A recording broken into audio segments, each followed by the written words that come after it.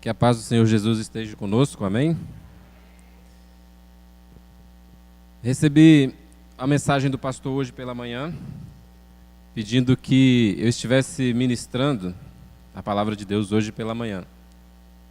Mas o pastor, como é muito precavido, ele passou a mensagem para mim, para Solange, para o Caio e para a Catiane.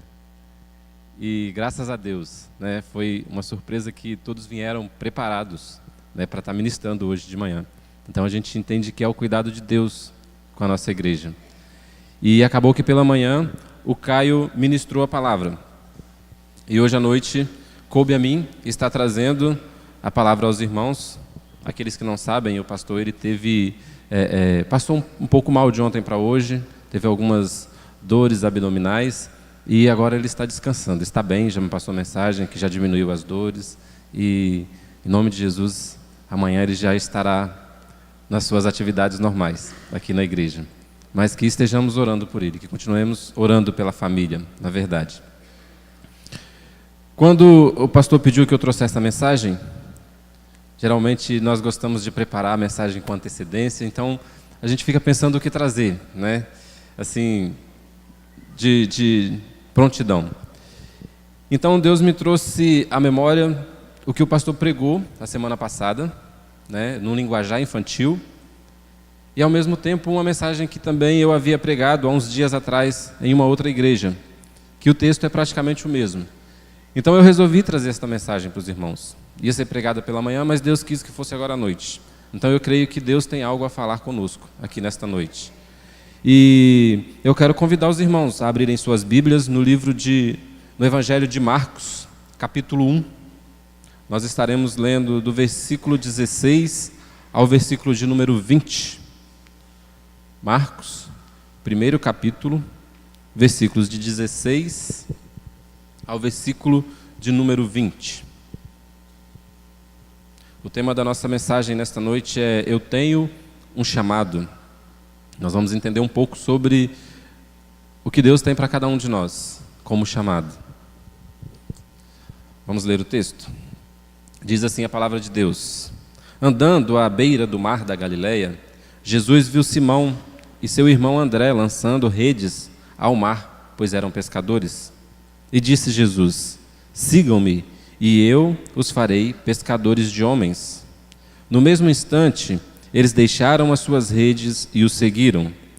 Indo um pouco mais adiante, viu num barco Tiago, filho de Zebedeu, e João, seu irmão, preparando as suas redes. Logo os chamou, e eles o seguiram, deixando Zebedeu, o seu pai, com os empregados no barco. Vamos orar? Senhor nosso Deus, obrigado, Pai, pela Tua palavra lida aqui nesta noite, ó Deus. Pedimos que o Senhor fale aos nossos corações neste momento, ó Pai. Ó Deus, tudo aquilo, ó Pai, que sair da minha boca, ó Deus, que seja direcionado pelo Senhor, ó Deus. Nós oramos agradecidos pela Tua palavra, ó Deus, e por aquilo que o Senhor tem para cada um de nós nesta noite. É em nome do Teu Filho amado Jesus que oramos. Amém e amém. Colocando o texto em contexto. Esse trecho que nós lemos nos informa que Pedro, André, Tiago e João estavam à beira-mar trabalhando quando foram chamados por Jesus. Eles haviam acabado de chegar de um dia de pesca, de trabalho, pois eles eram pescadores e estavam ali a organizar as suas redes, a limpar as suas redes. Em Lucas, capítulo 5, nos informa que aquele não havia sido um dia muito bom para aqueles pescadores. Na verdade, um dia nada bom. Eles não tinham conseguido pescar nenhum peixe. E em um registro mais detalhado do que aconteceu naquele dia, Lucas nos informa que Jesus realizou um grande milagre antes de os 4 serem chamados para segui-lo. Nós conhecemos este milagre como o milagre da pesca maravilhosa. Na verdade, a primeira pesca maravilhosa, porque temos 2 registros. O outro é lá em João, capítulo 21, que é após a ressurreição de Cristo. Este daqui já é no início do ministério de Jesus, que é realizado esse milagre. Então, quando Jesus realiza esse milagre, Simão Pedro se coloca diante dele, se prostra diante dele e pede que Jesus se afaste, pois era um homem pecador. Ele era um homem pecador. E foi então que Jesus disse a Simão Pedro e aos demais: não tenham medo, sigam-me e eu lhes farei pescadores de homens. Eu quero pensar com vocês algumas verdades dentro deste texto, nesta noite, para que nós possamos entender melhor o significado do chamado de Deus para as nossas vidas, do que é verdadeiramente seguir a Cristo Jesus. Primeiro, seguir a Cristo, seguir a Jesus, é ser obediente ao seu chamado. O texto nos informa que Jesus estava em meio a uma multidão, era uma multidão tão grande que o comprimia, e ele não conseguia falar para as pessoas que estavam ali e ao mesmo tempo ser ouvido por todos. E foi então que ele avistou os dois barcos, ele entra então no barco de Simão e pede que ele se afaste um pouco da margem, porque de uma certa distância ele iria conseguir falar, iria conseguir ser entendido por todos que ali estavam. E Jesus então começa a falar para aquela multidão. Um detalhe importante que eu observo aqui é que todas aquelas pessoas que estavam ali, aquela multidão, tinha deixado seus afazeres, tinha deixado suas casas e tinham ido ali porque sabiam que Jesus iria falar, que Jesus iria passar por ali. Menos 4 homens que são citados aqui no texto: Pedro, Tiago, André e João.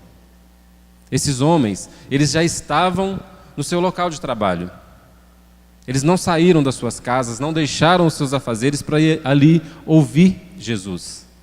Ou seja, se Jesus naquele dia tivesse resolvido ir para qualquer outro lugar para poder ensinar, para poder pregar, aqueles homens não teriam a oportunidade de ouvir Jesus. Eu entendo, queridos, que isso acontece e está registrado aqui para nos mostrar que nós não temos como fugir daquilo que Deus tem para cada um de nós. Não importa onde nós estejamos, não importa o que nós estejamos fazendo, se naquele momento Deus tem algo para a nossa vida, Deus tem algo para falar conosco, Deus quer nos chamar para algum propósito, Ele vai usar aquele momento. E foi exatamente isso o que aconteceu com aqueles homens. Eu creio que todos aqui conhecem a história de Jonas. Deus chama Jonas para uma missão. Deus chega para Jonas e diz a ele que precisava que ele fosse à cidade de Nínive para pregar para aquele povo. Jonas então resolve que ele não vai cumprir a vontade de Deus. E ele pega um navio numa direção totalmente oposta daquilo que Deus tinha dito para ele que era necessário que ele fizesse. Mas o propósito de Deus precisava ser cumprido. Jonas, então, dentro daquele barco, dentro daquele navio, passa por um momento de tempestade, é lançado às águas, é engolido por um peixe e é vomitado de volta no caminho de Nínive. E só então Jonas entende que ele precisa cumprir o propósito de Deus, que não havia nada que ele fizesse que pudesse fazer com que aquele propósito não seria cumprido. E naquele momento, mesmo contra a sua vontade, Jonas cumpre a vontade de Deus e prega para aquela cidade. E aquela cidade, pelo menos naquele momento, não é destruída. João 12, 26 diz o seguinte: quem me serve precisa seguir-me, e onde estou, o meu servo também está. Aquele que me serve, meu Pai o honrará. Ou seja, nós precisamos servir a Jesus, porque quando nós servimos a Cristo, nós estamos aonde Cristo está. E Deus nos honra quando nós servimos verdadeiramente a Cristo Jesus. Seguir a Jesus é estar disposto a abrir mão de tudo e de todos. A Bíblia nos conta a história de um jovem que possuía muitos bens. Essa história está registrada em Marcos, capítulo 10, a partir do versículo 17. Este jovem se aproxima de Jesus e lhe pergunta o que era preciso fazer para que ele herdasse o reino dos céus. E Jesus, então, lhe faz outra pergunta. Você conhece os mandamentos? E aquele jovem responde, imagino que sorridente, Senhor, eu não só conheço, como eu tenho seguido todos eles, desde a minha adolescência. Jesus, então, já creio que conhecendo o coração daquele jovem, vira para ele e diz o seguinte, olha, então faça só mais uma coisa, vá, vende tudo o que você possui, volta e siga-me. E aí a história nos diz que aquele jovem abaixou a cabeça e saiu triste, porque ele possuía muitos bens. Aquele jovem, então, naquele momento, amou mais os seus bens do que a Jesus. O que nós tiramos desse texto para as nossas vidas é que nós precisamos olhar onde está o nosso coração. Nós precisamos entender que possuir bens não é pecado. Mas nós precisamos refletir aonde está o nosso coração. O nosso coração precisa estar em Cristo Jesus. O nosso coração precisa estar naquilo que o Senhor tem para cada um de nós. Aquilo que vem como bens materiais é consequência da nossa vida diante de Deus. Pelo menos precisa ser. E Deus, Ele vai nos proporcionar tudo aquilo que nós necessitamos. Veja o que diz a palavra de Deus, lá em Mateus 6, de 28 a 33. Por que vocês se preocupam com roupas? Vejam como crescem os lírios dos campos. Eles não trabalham, nem tecem. Contudo, eu lhes digo que nem Salomão, em todo o seu esplendor, vestiu-se como um deles. Se Deus veste assim as ervas do campo, que hoje existe e amanhã é lançada ao fogo, não vestirá muito mais a vocês, homens de pequena fé. Portanto, não se preocupem dizendo, o que vamos comer? Ou o que vamos beber? Ou o que vamos vestir? Pois os pagãos é que correm atrás destas coisas, mas o Pai Celestial sabe que vocês precisam delas. Busquem, pois, em primeiro lugar, o reino de Deus e a sua justiça, e todas estas coisas lhe serão acrescentadas. Este jovem que nós acabamos de contar a história, provavelmente escolheu ficar com os bens deste mundo e continuar ajuntando tesouro na terra. Diferente de Pedro, André, Tiago e João, estes escolheram seguir o Mestre. Eles entenderam que os bens materiais eram menos importantes do que a riqueza espiritual que Jesus tinha a oferecer para cada um deles. E eu lhe faço uma pergunta nesta noite. E você? Do que você precisa abrir mão? Do que você precisa deixar de lado para seguir a Jesus? Será que seria preciso abrir mão de amizades, dos nossos bens materiais, dos nossos aparelhos tecnológicos? Hoje nós não conseguimos ficar sem um smartphone, uma TV de última geração, dos jogos eletrônicos. Será que essas coisas não estão tomando lugar de Jesus em nossa vida? Nós precisamos entender que o nosso tempo precisa ser voltado para Jesus. E aquele tempo que sobra, nós usarmos para nós mesmos. E muitas vezes nós fazemos ao contrário. Quando sobra um tempinho, nós oramos. Quando sobra um tempinho, nós vamos à igreja. Quando sobra um tempinho, nós nos dedicamos àquilo que é do Senhor. Enquanto que a palavra de Deus nos diz totalmente ao contrário.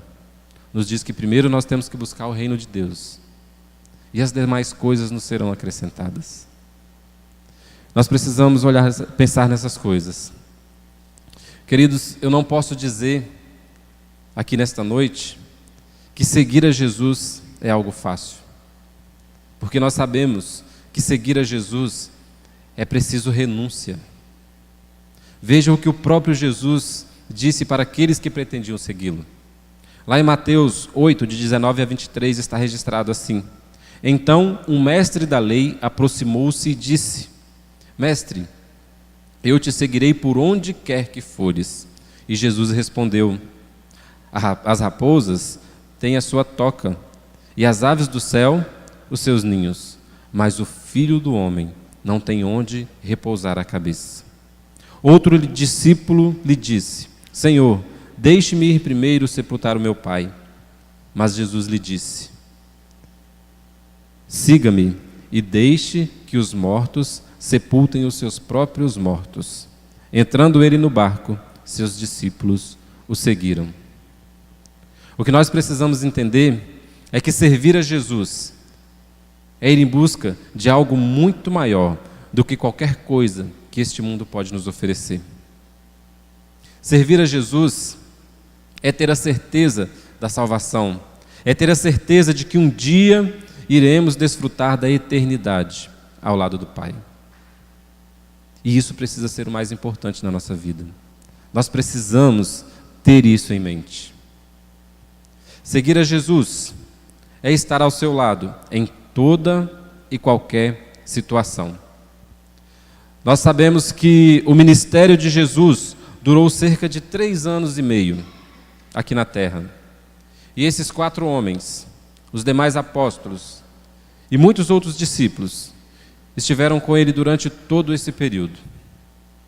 Apesar dos grandes ensinamentos, dos milagres presenciados, de estarem na presença de Jesus, o próprio Filho de Deus, sabemos também que foram dias difíceis, dias de perseguição, dias de tortura, de crucificação e morte de Jesus.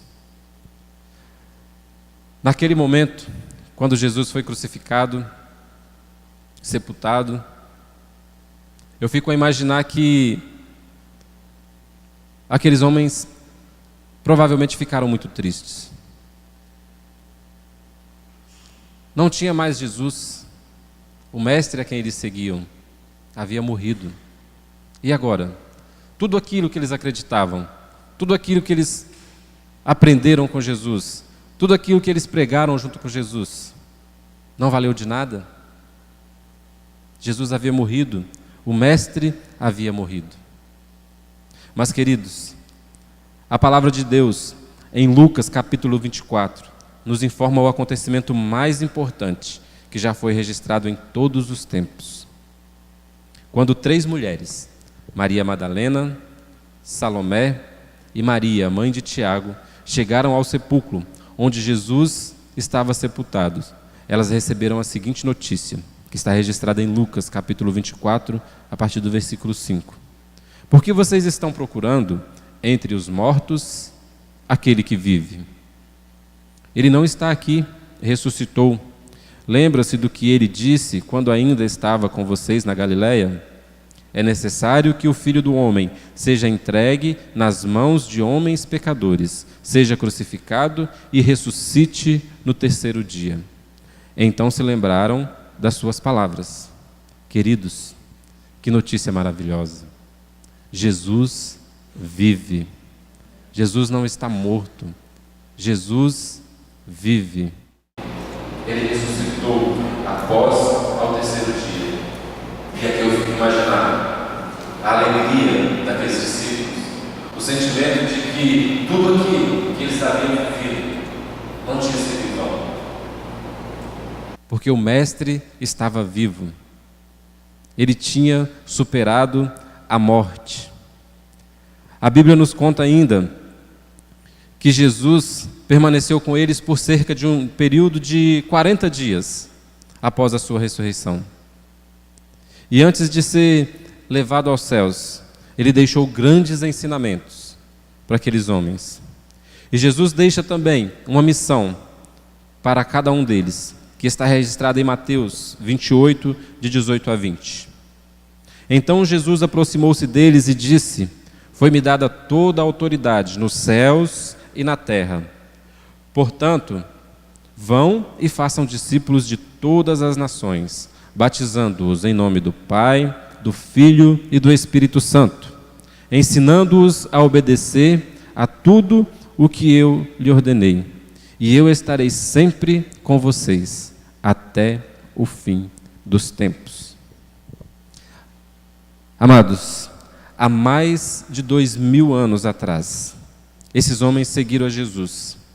Jesus morreu, ressuscitou e antes de subir ao céu, deixou esta missão para cada um deles. A missão de proclamar o Evangelho. A missão de ir a todas as nações, pregar e batizar em nome do Pai, do Filho e do Espírito Santo. E aqueles homens cumpriram essa ordem de Jesus. Aqueles homens entenderam o chamado de Jesus. Foram até as últimas consequências. Pagaram com as suas próprias vidas para que o nome de Jesus fosse anunciado ao mundo. E eles fizeram tudo isso porque sabiam da sua recompensa. Sabiam que um dia estaria ao lado de Cristo Jesus na eternidade. E nós caminhamos então para a conclusão desta mensagem. E eu te faço mais uma pergunta nessa noite. Vocês têm ideia de quem é a responsabilidade de anunciar as boas novas de Cristo Jesus nos dias de hoje? A quem Jesus tem chamado para continuar esta boa obra? Ele tem chamado a mim e a você. Se você já entendeu que Jesus foi crucificado para que você pudesse ter vida eterna, você também precisa entender que a responsabilidade de continuar anunciando a Cristo Jesus é minha e sua. Esta é a nossa responsabilidade. E eu creio que nesta noite eu esteja falando para a maioria que já entendeu que Cristo Jesus é Senhor e Salvador da sua vida. Mas talvez haja alguma pessoa aqui nesta noite que ainda não entendeu que Jesus precisa ser Senhor e Salvador da sua vida. E é por isso que nesta noite eu tenho um desafio.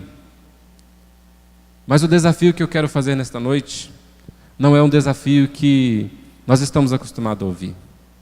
Não é um desafio para aqueles que ainda não entenderam que Jesus precisa ser Senhor e Salvador da sua vida. O meu desafio é para você, que já tem Jesus como Senhor e Salvador da sua vida. Eu quero aqui, nesta noite, glorificar a Deus pela vida dos nossos missionários, que têm doado tempo, a sua vida, para pregar a palavra de Deus nos 4 cantos do mundo. Mas eu quero dizer a você que missão também pode ser feita aqui, dentro da igreja. Às vezes não é preciso nós sairmos para outro país, para outro estado, para outra cidade, nem mesmo da nossa igreja. Olha para a pessoa que está do seu lado. Você tem certeza, ou você já perguntou para essa pessoa, se ela já tem Jesus como Senhor e Salvador da sua vida? Provavelmente para a maioria aqui a resposta será sim. Se a resposta for sim, glória a Deus por isso. Você terá a oportunidade de depois orar com esta pessoa e agradecer a Deus pela alegria da salvação, da certeza da salvação em Cristo Jesus. Mas pode ser que a resposta seja negativa também. E o meu desafio é que Deus comece a usar a sua vida a partir de agora, para que você comece a falar de Cristo Jesus para aqueles que ainda não o conhecem. Pode ser para a pessoa que está aqui do seu lado. Talvez quando você chegar na sua casa, você vai encontrar pessoas que ainda não têm Cristo Jesus como Senhor e Salvador da sua vida. Talvez amanhã, quando você chegar no seu local de trabalho, você vai encontrar pessoas que ainda não têm Cristo Jesus como Senhor e Salvador da sua vida. Quando você chegar na sua faculdade, por onde quer que nós andemos, Deus quer usar a nossa vida. Jesus deixou uma missão para os seus discípulos. E eu quero dizer para você que ser discípulo é ser imitador. Paulo, ele nos fala algo a respeito disso. Lá em 1 Coríntios, capítulo 11, versículo 1, Paulo diz: tornem-se meus imitadores, como eu sou de Cristo. E a minha oração nesta noite é que você tenha uma vida na presença do Senhor, a tal ponto que as pessoas queiram imitar a sua vida. Não pelo que você é, mas pelo fato de ver Cristo Jesus através da sua vida. Que nós possamos verdadeiramente entender que nós somos discípulos de Cristo Jesus. E que nós possamos levar esta mensagem até os confins da terra, como Deus, como o próprio Jesus deixou registrado na sua palavra. Que nós verdadeiramente entendamos que esta é a nossa missão.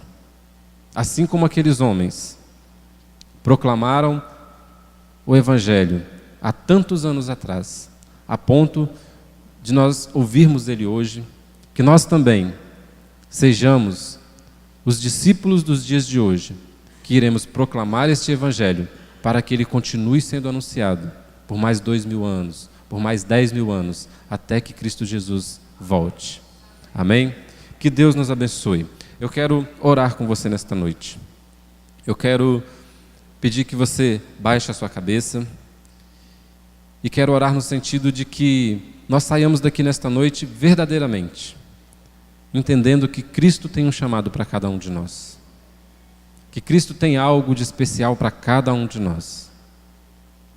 E se por acaso você ainda não entendeu que o Senhor Jesus é Senhor e Salvador da sua vida, que hoje, antes que você coloque a cabeça no seu travesseiro e durma, que você também possa fazer uma oração ao Senhor e possa entregar a sua vida ao Senhor e que Ele possa se tornar Senhor e Salvador da sua vida. Amém? Oremos. Senhor nosso Deus e nosso Pai, obrigado, Deus, por esta noite. Obrigado porque nós cremos que o Senhor se faz presente em nosso meio, ó Deus. Queremos que o Senhor tenha recebido, ó Deus, os nossos louvores, a nossa adoração e a nossa mensagem, Pai. E agora nós queremos, ó Deus, pedir que o Senhor visite cada um de nós aqui nesta noite, ó Deus. Aqueles que já entenderam que o Senhor faz parte da sua vida, que o Senhor é o único Senhor e Salvador de sua vida. E também aqueles que ainda não entenderam, Pai. Que o Senhor venha quebrantar corações, ó Deus. Que o Senhor venha, ó Deus, se for necessário, trocar corações, ó Pai. Ó Deus, que o Senhor venha verdadeiramente, ó Deus, falar, ó Deus, a cada um nesta noite, ó Pai.